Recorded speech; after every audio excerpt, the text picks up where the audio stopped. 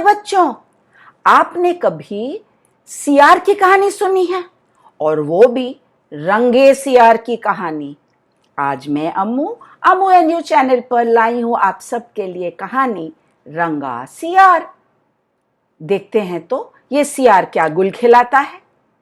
एक बार की बात है, एक सियार खाने की तलाश में शहर में घुस आया। जंगल में रहता था, लेकिन जंगल में खाना नहीं मिल रहा था। उसको समझ ही नहीं आया कब वो शहर के अंदर आ गया। जैसे ही शहर के अंदर आया, वहां तो सब कुत्ते थे और वो कुत्ते गुस्से में उस पर झपट पड़े।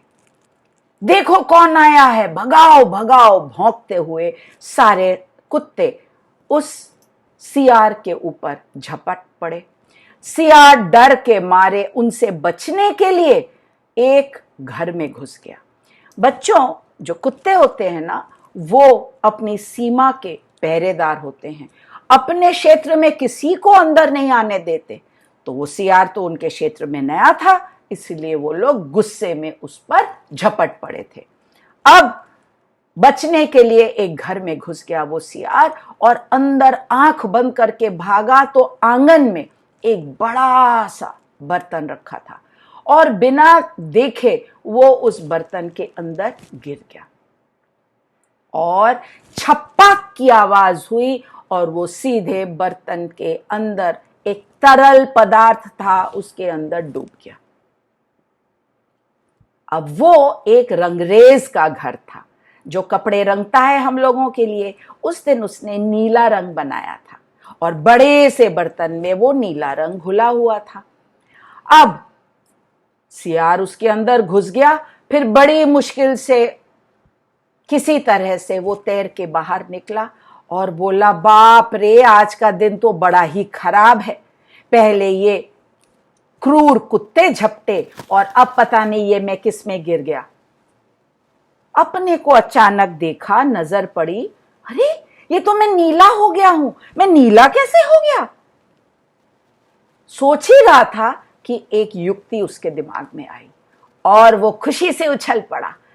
वाह, क्या बढ़िया तरकीब आई है मेरे दिमाग में। चलो अब इस तरकीब से ये बड़ा ही गड़बड़ दिन सुंदर दिन बना देता हूं मैं और सबको बेवकूफ बनाकर मजा लेता हूं। ऐसा सोचता हुआ वह जंगल की ओर चला गया।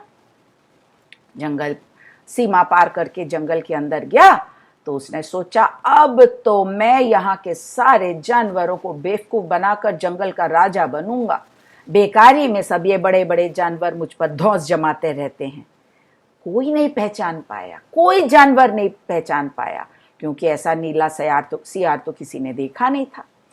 अब सही समय पर बीचों बीच में जब पहुंचा तो उसने कहा, मुझे सीधे ईश्वर ने भेजा है इस जंगल के राजा नियुक्त करके, क्योंकि अभी का जो राजा है वो बूढ़ा और कमजोर हो गया है।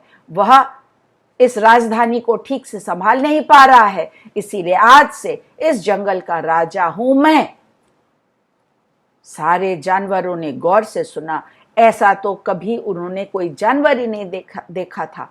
उनको लगा सच में ईश्वर ने भेजा होगा। सबने झुक झुक कर सलाम किया और कहा, महाराज की जय, महाराज की जय। ईश्वर ने आपको राजा नियुक्त किया है तो आप हमारे राजा। सिर आंखों पर जो सिंह था वो भी मान गया। अब सिंहासन पर हमारे नीले रंगे हुए सियार राजा बनकर बैठे और उन्होंने सिंह को अपना प्रधानमंत्री बनाया, शेर को अपना चौकीदार बनाया और हाथी को अपने दरवाजे के बाहर प्रहरी बनाकर खड़ा कर दिया। सब लोगों के ऊपर शान से वो राज्य करने लगा और जितने भी सियार जंगल में थे सबको जंगल छोड़कर जाने के लिए कहा कि तुम सब लोग हमेशा जंगल में बहुत मुसीबत खड़ी करते हो, इस जंगल में तुम लोगों का कोई स्थान नहीं है, तुम लोग यहां से चले जाओ। अब क्या करते सियार, राजा का हुक्म था, सभी जानवरों ने भी राजा का साथ दिया और सारे सियार वहां से खदेड़ दिए गए। अब हमारे यहाँ पे नीले सियार राजा रोज हुक्म देते, सारे दूसरे जानवर उनके लिए शिकार लेकर आते और ये शान से बैठकर खाते और हर रोज मोटे होते जा रहे थे। अब एक दिन पूनम की रात थी, पूर्णिमा की रात थी। पूरा सुंदर सा थाल जैसा चांद रात को चमक रहा था। अब सियारों की एक बहुत अजीब आदत है, उतने बड़े चांद को देखकर वो पूरी अपनी आवाज से चिल्लाते हैं। केवल पूर्णिमा के रात को ही ऐसा वो करते हैं। तो उस पूनम की रात को भी जंगल के बाहर जो सीमा के बाहर जो सियार रह रहे थे, सब एक साथ जुट होकर हुंकार भरी शुरू कर दी।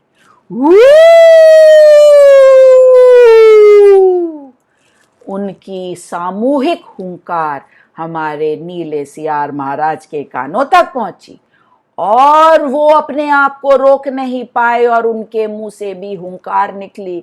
हुंकार का निकलना था कि सारे जानवर दौड़ के आए और बोले, क्या ये सियार है? ये हमारा राजा नहीं है? इसने हम सबको धोखा दिया। सिंह तो बोला, मैं तो इसको खा ही जाऊंगा। इसने मुझे नाकाबिल बनाकर अपना प्रधानमंत्री बना दिया। मारो मारो मारो। सब जानवर उस पर टूट पड़े और उस धोखेबाज नीले सियार के चिथड़े उड़ गए। धोखे का फल उसको मिल गया और सभी जानवरों को अपनी बेवकूफी का एहसास हो गया। बच्चों, धोखा ज्यादा दिन नहीं चलता। कहानी कैसी लगी रंगे सियार की? कमेंट सेक्शन पर लिखकर बताइए। लाइक शेयर सब्सक्राइब करिए, बेल आइकन को प्रेस करिए। कहानी सुनने के लिए बहुत बहुत धन्यवाद और अम्मू के आने का फिर से इंतजार करिए। तब तक अम्मू कहती है टाटा।